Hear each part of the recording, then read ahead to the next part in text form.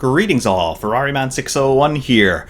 RaceSim Studio finally have completed the absolutely wonderful RSS GT Pack that they have been releasing in stages to us over the course of the past few months with this, the RSS Ferruccio 57. This car is based very heavily on the Ferrari 575 GTC and GT1 cars that raced in the FIA GT series between 2003 and 2005. This car actually a lot similar to the previously released Ferruccio 55, that one of course based on the 550 Maranello, this car based on the 575M road car Ferrari also was making at the time. RaceSim Studio, in completing this pack, they have completed their largest project to date. Of course, these guys, they put themselves on the map by giving us Formula Hybrid 2017. They later gave us Formula 79, Formula RSS 2, the Formula 2 clone 2011 to 2017 car, and now the RSS GT Pack. Really, it shows the versatility of these modders. Typically, when we see modding teams, they make one type of car and one type of car only, be it GT cars or road cars or open wheelers, but RSS, they make a little bit of everything, and quite honestly, they are equally good at every genre of car that they choose to give us. Obviously, their Formula cars, they are fantastic. I always feature them in videos quite frequently, and their tin tops are really good as well.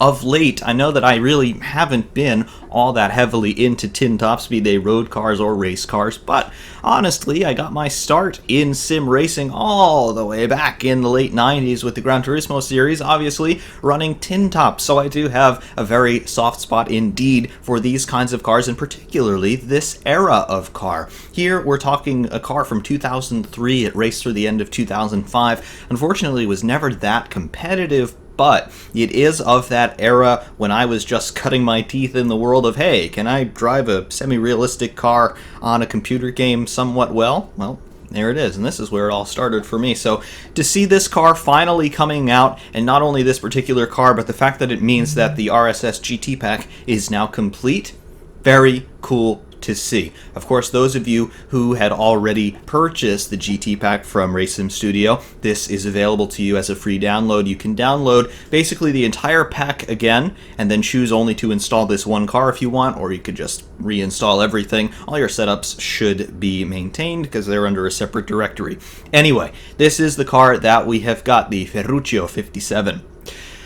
I have found it, just as a side note, I have found it somewhat comical in the way that RaceSim Studio have chosen to name these cars. Obviously, they are not calling any of the cars by their real-world names because those are under copyright and license restrictions, things that, quite honestly, they just don't need to be bothering with. So they are choosing fictional names for the cars, somewhat similar to their real-world names, but this one, obviously, Ferruccio, they're going for Ferrari in this case, but I have found a little bit of an Easter egg in here, which I'm not quite sure was intentional, but here's my theory. Ferruccio, to refer to a Ferrari. Well, those of you who know your automotive history, what was the first name of Signore Lamborghini? Ferruccio. Yes, it was. So Ferruccio Lamborghini, obviously he met Enzo Ferrari and said, I don't like your cars, I'm going to make something better. So he founded what is today the Lamborghini company, Ferrari's main rival in the hypercar market. And then, of course, Enzo Ferrari, he was the brain trust, the founder of Ferrari. And, well, what are they calling the Lamborghini in this pack? They're calling it the Lanzo V12. So Enzo, Lanzo, they kind of sound somewhat similar. The Lanzo's Lamborghini, and Mr. Ferruccio Lamborghini, the founder of Lamborghini, they're calling the Ferraris Ferruccios. Alright, you get my idea. I think it's a little bit of a tongue-in-cheek thing, but I digress. What do we get in this car? Well, obviously heavily based on the Ferrari 575M and the later GTC and GT1 specs of that car. We've got a V12 engine, 620 horsepower under the front bonnet there, 665 newton meters of torque. The thing weighs 1,150 kilograms, and we've got a power-to-weight ratio of 1.85 kilograms per horsepower. So, yeah, we have got some pretty substantial performance in this thing. In terms of modeling that we have gotten from RaceSim Studio, once again, guys, you have hit it entirely out of the park. We've got some fantastic detail all around, inside and outside on this car. Get in close here, you can see all of that grille work in there, the headlight lensing, both the inside lens as well as the external fairing. Obviously the lights work and all that good stuff. Got a tow hook here on the front grille. This air scoop here for the intake plenum on that big V12 engine, big gills cut into the front bonnet as well. Speaking of the front bonnet, when you're at speed in this car, the whole front bonnet section, the bodywork itself, vibrates separate from the rest of the car. You can see that it's only secured by these little clips here that could just be done up by hand in the pits. Yeah, the whole thing vibrates a little bit at speed. It's really cool to see. Coming around the midsection of the car, look at the windscreen here. You can see these brackets just screwed into the A-pillars on the main section of the bodywork. You can see that the windshield would be easily removable in a pit stop. Should it be damaged and it needs to be replaced, just undo those clips there, 4 of them, and then windshield comes out, new windshield goes on, and you're set to go. Coming along the sides here, front wheel and tire assembly, wonderful tire sidewall detail. First of all, not only do we have little chalk marks and barcodes and things, but you can also see the embossing marks from when the tire came out of the mold at the factory. You can also see RSS formula there, tubeless radial, and dimensions of the tire, 325 R18. Very, very cool indeed. Inside the wheel there, we obviously have our, looks to be a carbon ceramic brake. Very nice to see that. In addition to caliper, obviously has a 6-piston caliper in the front. You can see the little stays there just holding the caliper into the wheel hub, and then of course the wheel assembly itself. Very nice. Obviously this appears to be modeled after a Bridgestone BBS wheel maybe, but yeah, definitely like that. Coming along the side of the car, you can see the very aggressive aero treatment that we're getting. We have these skirt sections here, which when you're at speed and the downforce comes on, this really does ride very closely to the tarmac, sealing the under tray effectively. Up here, we have these little valance vent screens here just behind the front wheels, just helping to bleed off any air that's accumulated on top of the fenders there, below the top of the fender and above the top of the tire. Very cool. And nice chassis detail in there, that aluminum space frame. Very cool. Moving toward the rear of the car, the detail fest does not cease here. We have got these big gills here. This is also just to vent some air from the rear tires there. Any air that gets trapped up there in the top section of the fender, bleed that out so you don't create lift. More cuts there on the lower side of the rear valance. Coming across to the rear end proper, we have got ourselves diffuser exits. Can we get underneath the car and see what's going on underneath this thing? Not really, not much detail underneath there, but you get the idea. We have got a very aggressive aero treatment on this car. Rear tow hook there. Fuel pump kill for the marshals, that appears to be. And then of course we have got our tail lights and brake lights back here. Very nicely modeled, and the lensing once again has been modeled throughout. Very, very cool. Top side on the rear end, obviously dominated by this huge wing, generating a lot of topside downforce for us. Nice detail there on the support pylons, the main plane, and the end fences. You can even see the adjusting points here with the Allen screws there for controlling that flap angle. And then, of course, coming around the other side of the car, similar details here. You can open up the doors and take a little bit of a look at the interior. Very nicely appointed, and some really great details in here that we haven't seen on too many other mod cars in Assetto Corsa, and actually not too many stock Kunos cars either. You see this big air hose coming down from on top here.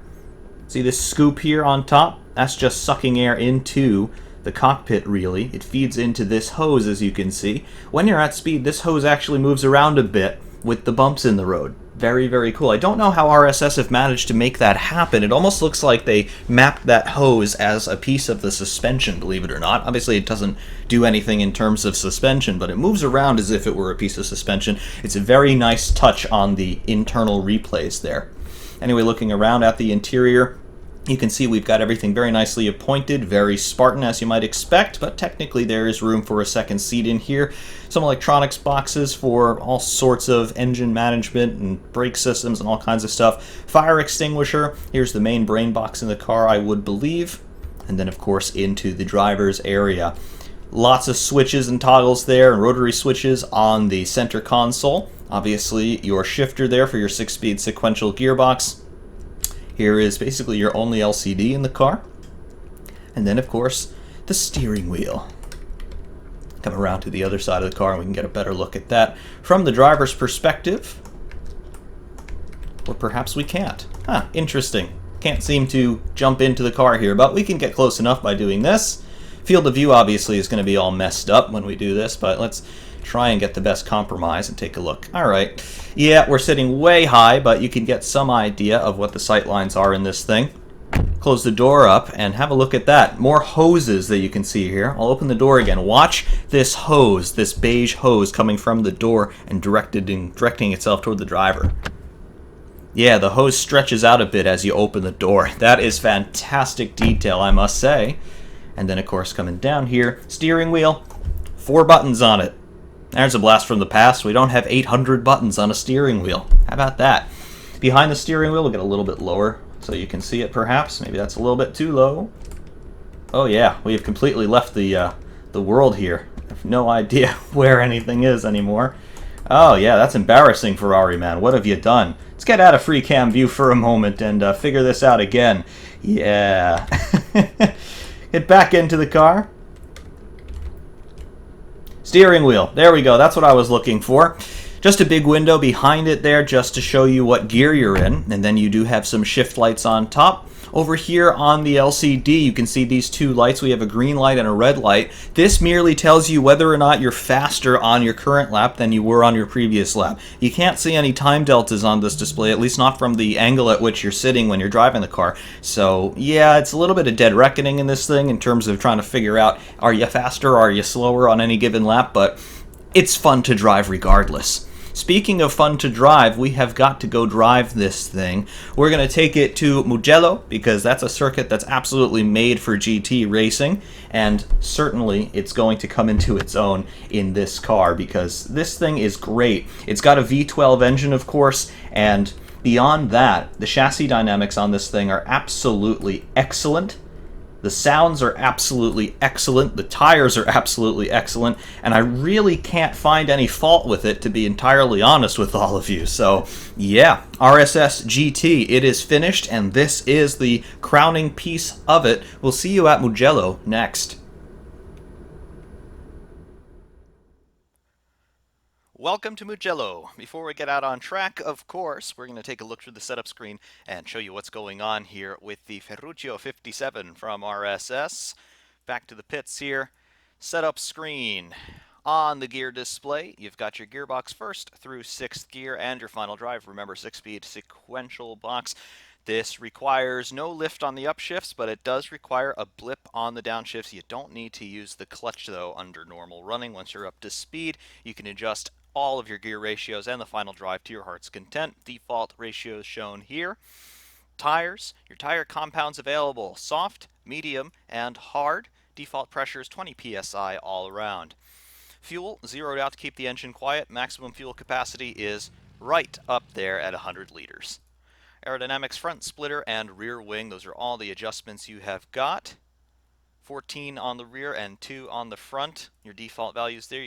You can go down to 1 on the rear wing and up to 16 if you so desire. 2 is the maximum value on the front splitter. 1 is the minimum. Brakes, brake bias and brake power. Brake bias defaults to 65% to the front. Ramp it down to 56 to the front, ramp it all the way up to 78 to the front if you want. Brake power defaults at 100. You can bring it down to 90 if you so desire. Drivetrain, differential adjustments in power and coast, 45 and 55, power and coast respectively, your default values. Suspension alignment settings, camber and toe on all 4 corners there, default values shown. Dampers in the suspension screen, your bump and rebound settings there, default values shown, adjustable on all 4 corners. Main suspension adjustment, anti-roll bar on the front end, wheel rates, ride heights, and travel ranges on all 4 corners. Various, that's your steer assist, that's your power steering, defaults to 100, we'll keep it there. We're going to just do some runs here on the default setup. We'll put some fuel in the car, we'll actually reset to default setup. 100% default, 30 liters of fuel on board, medium tires at 20 psi all around. And into the cockpit, now that everything's alive, you can see how our instrumentation is laid out. That main LCD on the center stack there, the dashboard, you can see engine RPM, gear indicated there, and of course our gear position is reiterated in that center window there, all the way up into 6th gear. And all the way back down through the box into neutral, and then reverse. Easy as you like. You'll have shift lights on that center binnacle in front of us, and that's about it in terms of our instrumentation. Steering wheel and driver arm movement very nicely modeled. You can see the hand-over-hand action there. Pedals in the lower left, as always. And definitely some nice V12 engine sounds for us. Let's get underway.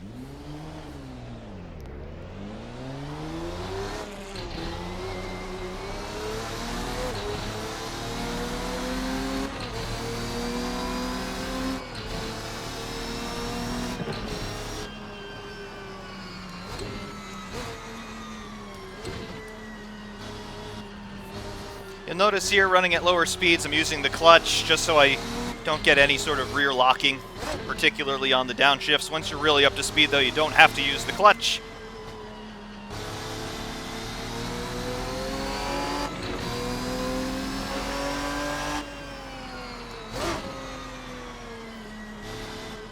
Just being easy here, working on getting some tire temperature and some brake temperature.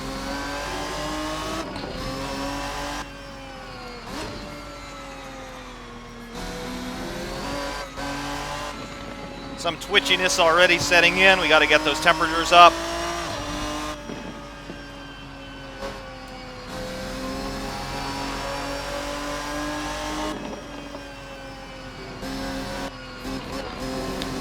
And you can definitely hear that V12 engine starting to chime in for us.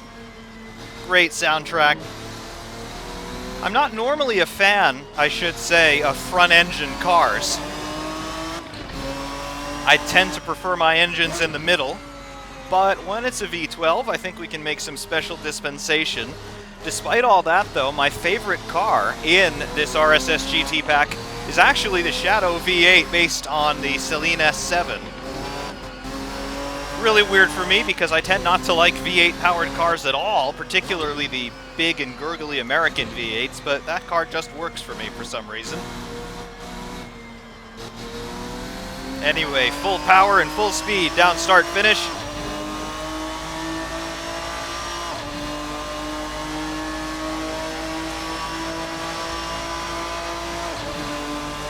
About 8,000 RPM is your red line in here. Now on the brakes, no clutch, but we are manually blipping the throttle on the downshifts into turn one, taking it a little bit easy.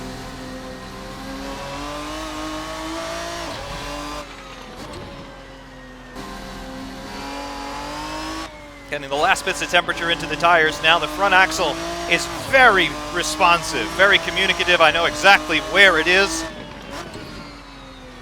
On the medium compound tires here, everything feels very good, very tractable. I'm not really getting any chatter from the front or the rear. You turn the wheel once and the car starts to dive into the corner.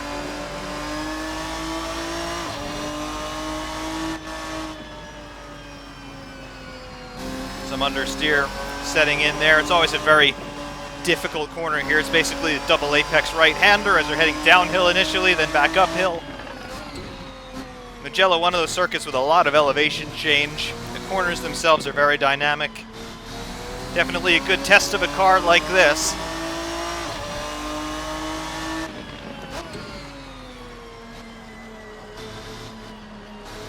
Tires feel like they're where I want them now.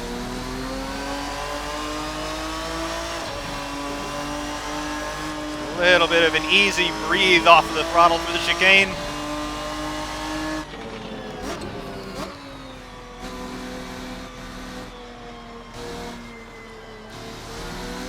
We've got everything dialed in now. Temperatures are there. We can start to speak representatively about how this thing feels. First couple of things I want to mention. You'll notice here in the cockpit there are some details which have been very nicely done. It's a little bit difficult to see due to the camera shake. Perhaps you'll be able to see it a little bit better later on with the hot lap replays, but the windscreen wiper there, you can see just in its park position in the center of the windscreen there, you can see that it actually vibrates a little bit all by itself. That's a very nice detail, something that we don't see all that often on any mod cars or any stock Kunos cars for that matter, as I'm talking about the windshield wiper and spinning out of control here. But you'll notice once we get back up to speed, that wiper is going to be twitching around a little bit.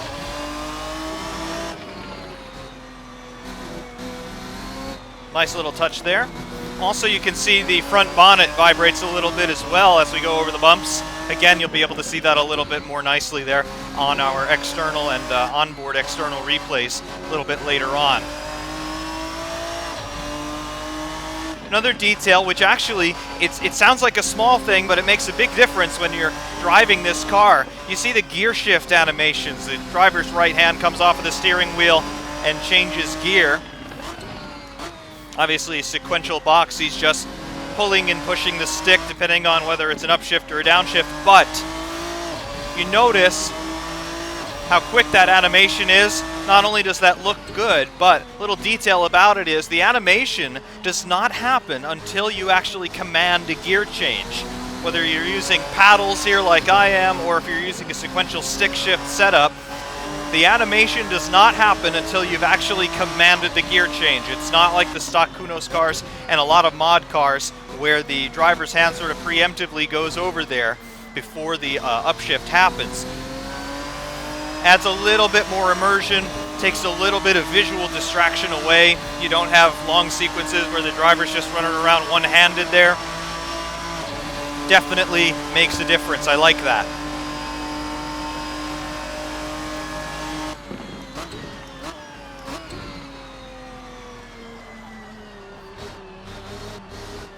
Other things, of course, we've got here in the cockpit, those sounds. These are some very nice sounds. Get on the throttle here.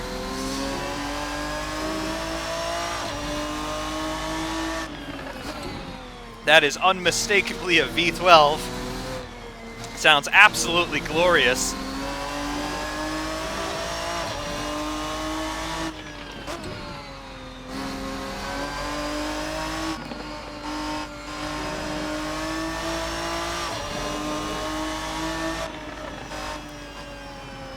In addition to the engine sound, you get some whine from the straight cut gears in the gearbox. Nice curb sound effects. Get some tire squeal effects as well. Not as much as you might think because this car doesn't really slide all that much, but when it does, you get some nice tire squeal effects.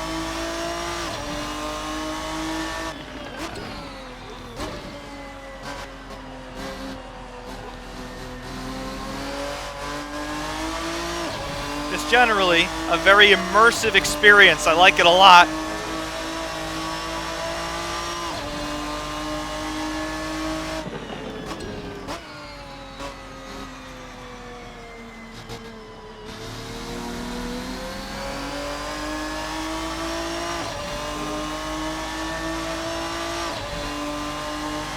Down, start, finish. Let's pick up 6th gear right about now. There we go. Lap time of 1:51.7, I believe. Just trying to read out the lap time there on the center display. It's the lower left window on that center LCD. Very difficult to read, but it is there.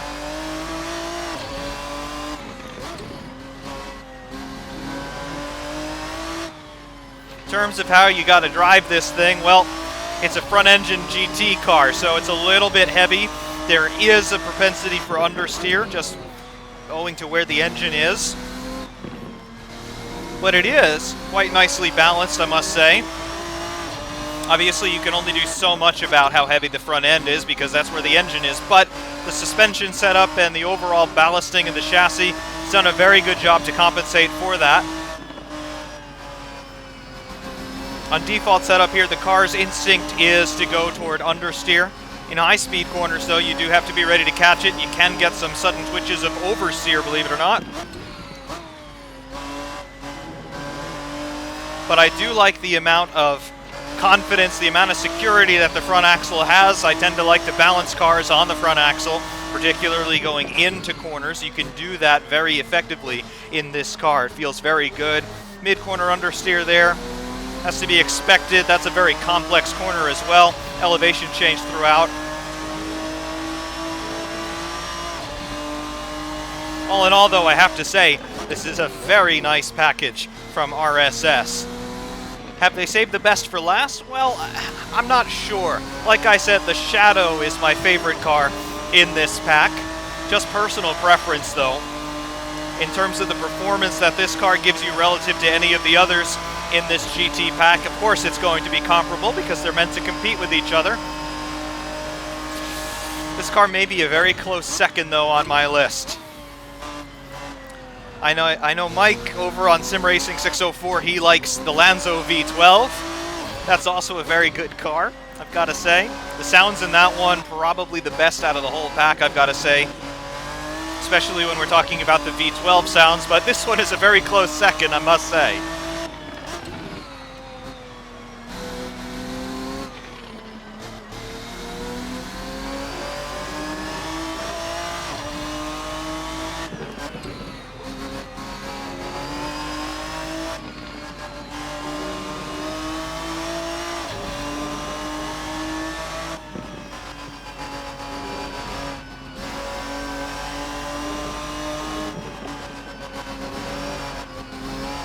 You do have room to play with the car through the corners, as you can see there.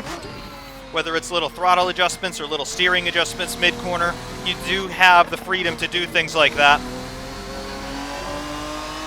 It's not so stuck to the road like a Formula 1 car, for example. It's not so stuck to the road that every little twitch of the steering is going to be reflected in putting you miles off course. You do have some room to wiggle, and that's definitely a good thing. Like that's a big wiggle.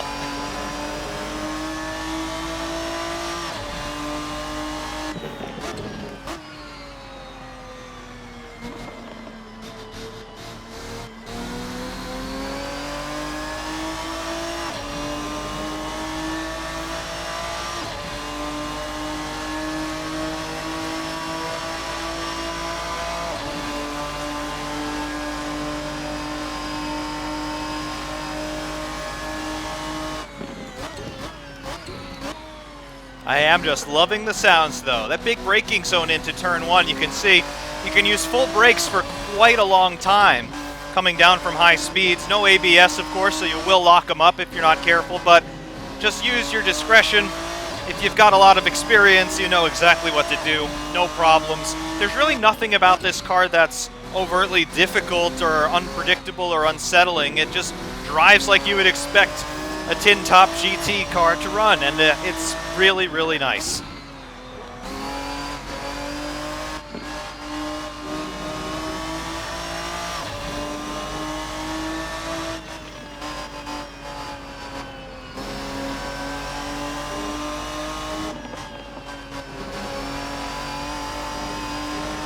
Steal all the curbs there coming out of a high-speed corner like that. It won't complain too much.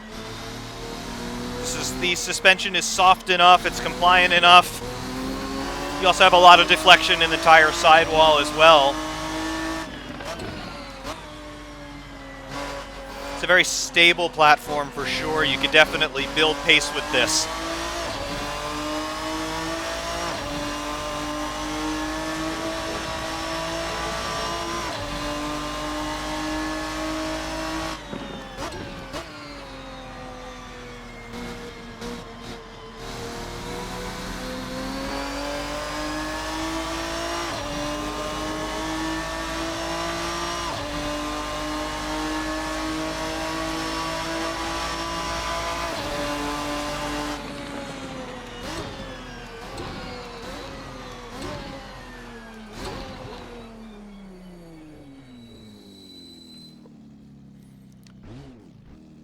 Get it flipped around and head back into the pit lane.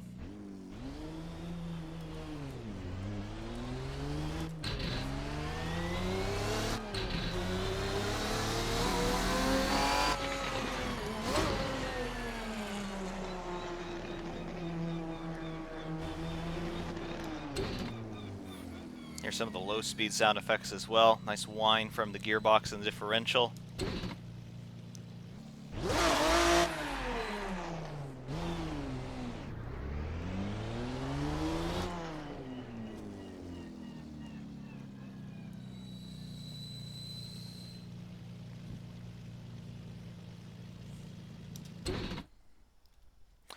All in all, though, yes, there is the Ferruccio 57 V12 from RaceSim Studio completing the RSS GT Pack.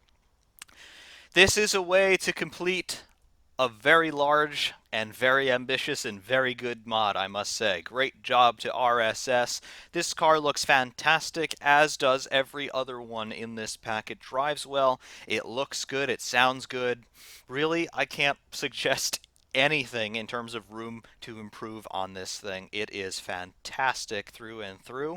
I know a lot of people are going to be having a lot of fun with this car in the days and weeks to come. So, RSS, you've done it again. I don't know how you do it, but you do it extremely well. Keep it up, please, and thank you. There are hot laps to come here, though, from Mugello, both from external and onboard cameras. We're also going to take the opportunity with those onboard cameras to take a look at some of the other details that we mentioned in showroom view on this car, mainly that air hose in the cockpit that moves around, as well as that front bonnet that vibrates around wildly as you're at speed. Really looks great, very realistic looking, and again, those little details are the things that distinguish good modding teams from fair modding teams, I must say. RSS, certainly, they are among the best right now for Assetto Corsa mods, both in open wheelers as well as now in tin tops. Definitely great work. Check these guys out. Link in the description to their website. Stay tuned for the hot lap replays, everyone. Ferrari Man 601 saying thank you very much for watching, and of course, we will see you soon.